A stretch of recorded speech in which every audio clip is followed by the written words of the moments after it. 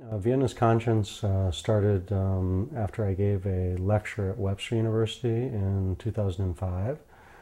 And I met Susan Bach. She invited us for lunch the next day. David Wilson, the dean of the College of Arts and Sciences, and me. While we were there at lunch, Susan brought out an unfinished manuscript that her deceased husband had done in 1988. He had gone back to Vienna with a camera and a tape recorder and had interviewed people on the street in Vienna about their attitudes towards the expulsion of the Jews in 1938 after the annexation of Austria by Germany. The manuscript was photos of people in Vienna with quotations. So the book sort of developed out of this conversation about the manuscript.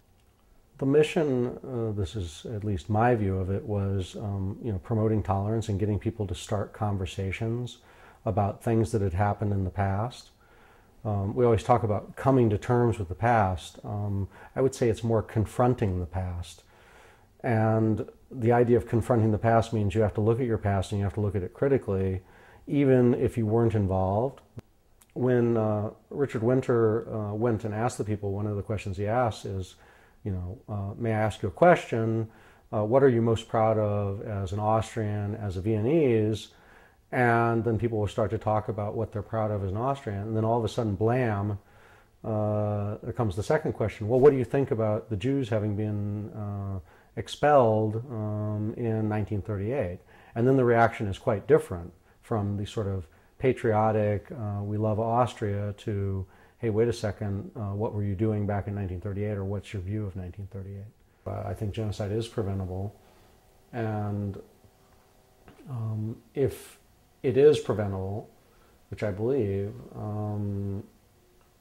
you have to get in early, and there has to be a commitment by states in the world community, the international community, to involve themselves in the conflict and take risk and put risk on their own soldiers, their own citizens, to intervene in the genocide.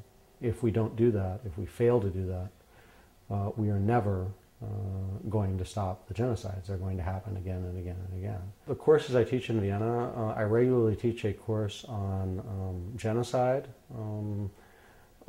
genocide in the 20th century, and now sort of been expanded to genocide in the 20th and early 21st century. And I teach courses on political violence, anti-Americanism.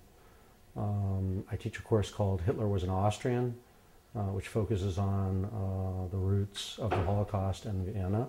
So we are educating a generation of young people to go out there to confront problems in international politics with regard to human rights, human trafficking, and other crimes. And I think that will make a difference in the end.